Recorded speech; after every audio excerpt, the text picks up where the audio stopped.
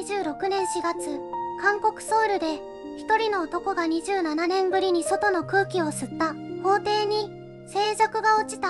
裁判官が判決文を読み上げる声が傍聴席に響く。被告人を無罪とする。その瞬間、男は動かなかった。泣きもしなかった。ただ、目を閉じて天井を見上げた。傍聴席にいた支援者たちが立ち上がった。涙をこらえながら拍手をした。弁護士が男の肩を抱いた。それでも男はゆっくりとした動きでただうなずいただけだった。1999年、男は強盗殺人の罪で逮捕された。当時27歳だった。DNA 鑑定の結果と目撃者の証言、その2つが男の人生を塗り替えた。しかしそれは真実ではなかった。証拠は後に取り違えられていたことが明らかになる。目撃証言も記憶の歪みによるものだったと判明した。男が刑務所に入ってから父が死んだ、母も死んだ知らせを受けたのはいずれも冷たい紙の上だった。葬儀には行けなかった。墓にも行けなかった。ただ鉄格子の向こうで手を合わせることしかできなかった。無罪が確定したその日、男が最初に向かった場所は裁判所の外ではなかった。記者たちが待ち構える正面玄関でもなかった。支援者たちと喜びを分かち合う会場でもなかった。男は静かに車に乗り込み、一言だけ言った。墓地へ連れて行ってくれ、と。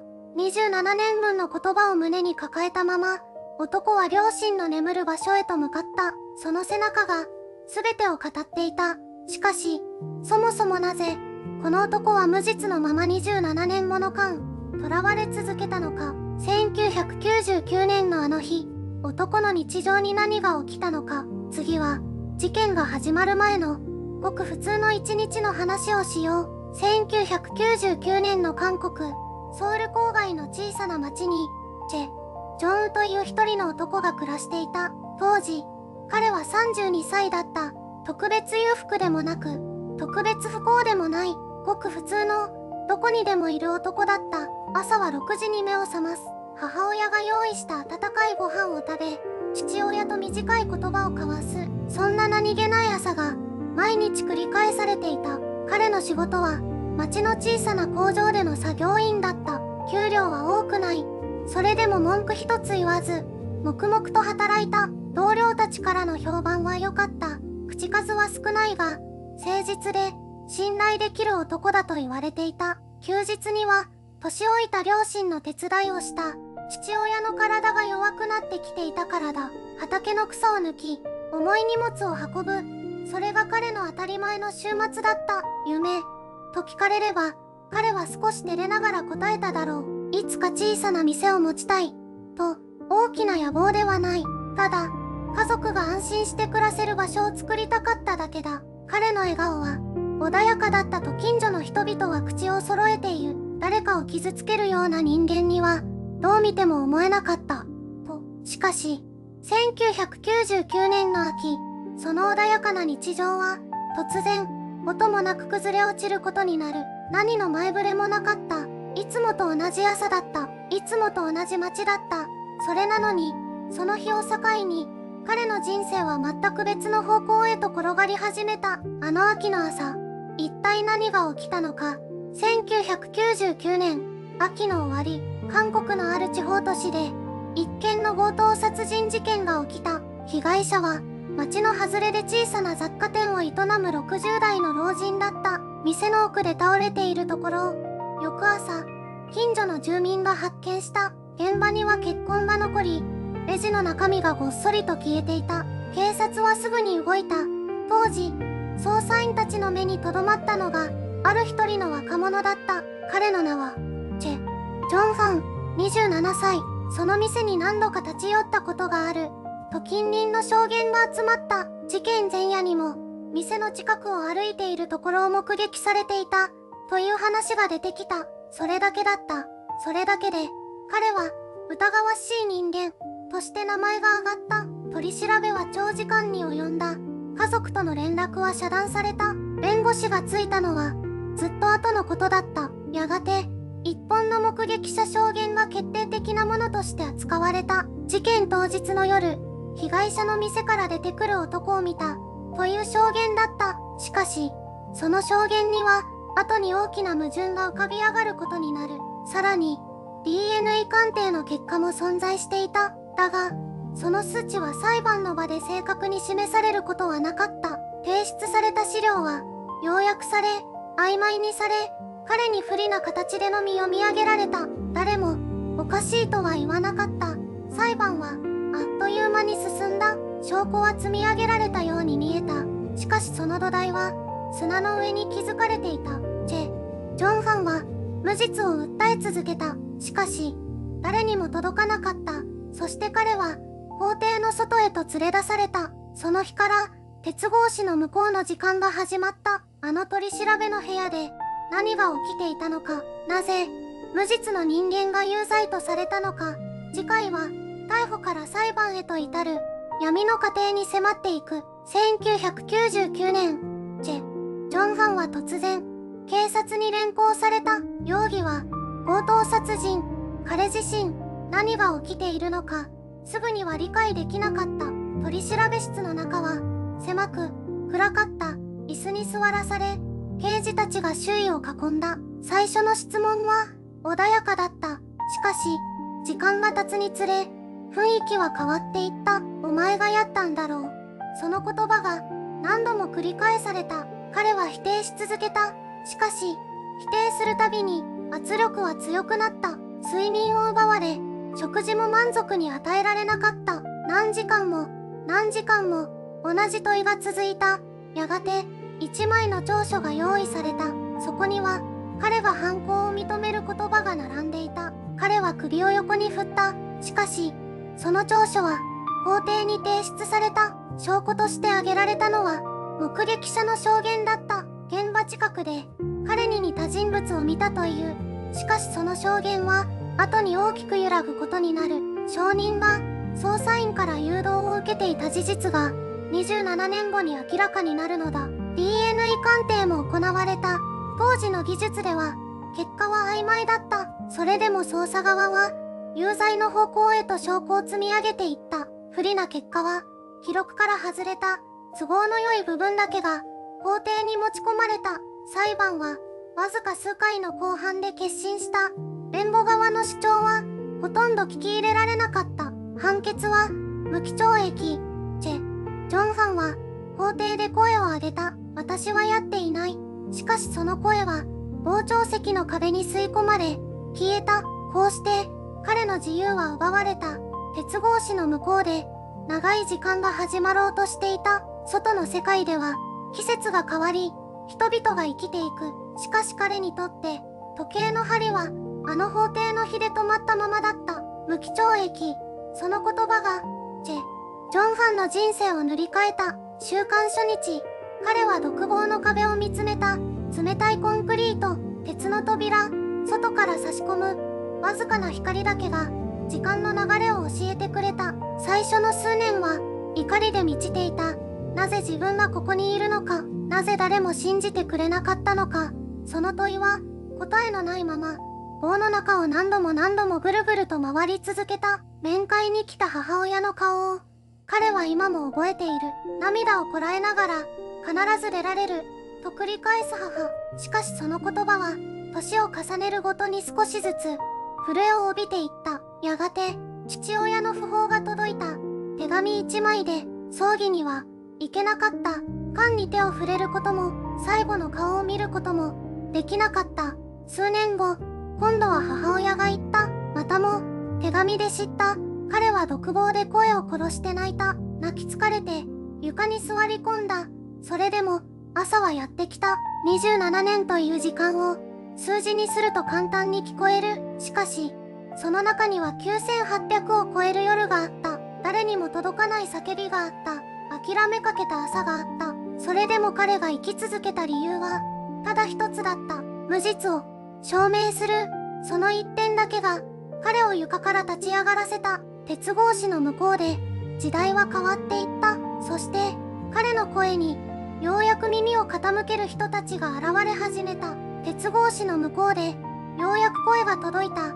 彼の無実を信じた人たちは、決して多くはなかった。しかし、諦めなかった。家族は面会のたびに手を握り続けた。必ず出てこられる。その言葉だけを繰り返した。弁護士が動き始めたのは2025年のことだった。古い記録を掘り起こし、証拠を一から見直した。誰もが終わったと思っていた事件にもう一度光を当てた。市民団体もまた声を上げた。冤罪被害者を支援する活動家たちが記者会見を開いた。世論は少しずつ動き始めた。しかし道は平坦ではなかった。再審請求は一度却下された。二度目も壁にぶつかった。それでも弁護チームは止まらなかった。書類を書き直し、証人を探し、眠れない夜を重ねた。家族もまた傷ついていた。父が言った。母も言った。その知らせを彼は鉄格子の中で受け取った。葬儀に出ることも最後の顔を見ることもできなかった。家族は泣きながらも戦い続けた。息子の無実をこの手で証明するために諦めるという選択肢は誰にもなかった。なぜなら諦めることは真実を埋めることと同じだったから。そして2026年、ついに動く証拠が現れた。27年前に封じられた真実が表へ出ようとしていた。新たな証拠が全てを変える瞬間が近づいていた。2026年、27年という時間がようやく動き始めた。きっかけは一通の内部告発だった。当時の捜査に関わった元警察関係者がの呵責に耐えられなくなったと言った。証拠が操作されていた可能性がある。その言葉が全ての始まりだった。弁護団はすぐに動いた。1999年の裁判で提出された DNA 鑑定書をもう一度洗い直した。当時の技術は今とは比べ物にならないほど精度が低かった。だが残されたサンプルはまだあった。現代の技術で再鑑定すれば答えが出るかもしれない。結果は衝撃的だった。現場に残された DNA は彼のものではなかった。27年間誰もそれを証明できなかった。ただ証明しようとする人間がいなかっただけだった。さらにもう一つの事実が浮かび上がった。当時の目撃者証言だ。裁判で決定的な証拠とされたその証言。しかし調査を進めると証言が作られたものである可能性が浮上した。証人は捜査員から誘導されていたのだ。当時彼はまだ若く圧力に抵抗できなかったと語った。真実はずっとそこにあった。ただ誰かの手によって深く押し込まれていただけだった。弁護団はこれらの証拠を束ね再審請求を裁判所に提出した。27年越しの最後の戦いが始まった。扉の向こうに光が見え始めていた。しかしその光は同時に問いかけてもいた。真実が証明された時、失われた27年は一体誰が償うのかと。再審の法廷で全ての真実が明かされる瞬間がもうそこまで来ていた。再審の扉がついに開かれた。2026年、ソウル高等裁判所の法廷。27年という歳月が一つの部屋に凝縮されていた。傍聴席には弁護団が長年かけて集めた証拠が分厚い束となって積まれていた。検察側はなおも抵抗した。当初の有罪判決を覆すことへの組織的な抵抗があった。しかし事実は事実だった。隠しようがなかった。 DNA 鑑定の再分析結果が法廷に提出された。現場に残されていた遺留品から検出された DNA は彼のものと一致しなかった。それだけではなかった。当時の目撃者証言に重大な矛盾が発見された。証言の一部が捜査員による誘導の下で作られていた可能性が新たな証拠によって示されたのだ。さらに決定的な事実が浮かび上がった。別の人物の存在だった。長年別件で服役していたその男の供述が事件当夜の状況と驚くほど一致していた。真犯人の輪郭がようやく形をなし始めていた。法廷内が静まり返った。裁判長が眼鏡を外し手元の資料をゆっくりと置いた。その沈黙が全てを物語っていた。判決が読み上げられた。無罪。たった2文字だった。しかしその2文字の重さは27年分の痛みと27年分の叫びと27年分の沈黙を全て背負っていた。彼は立ち上がれなかった。しばらくの間、ただうつむいていた。肩が小刻みに震えていた。無罪が証明された。しかし彼が最初に向かった場所は、喜びを分かち合う場所ではなかった。翌朝、彼は一人で墓地へと歩いていた。無罪が確定した。しかしその言葉は、彼に安堵をもたらさなかった。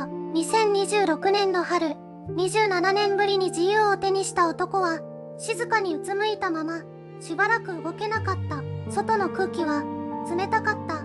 風が頬を撫でた。それが現実だと、ようやく気づいた。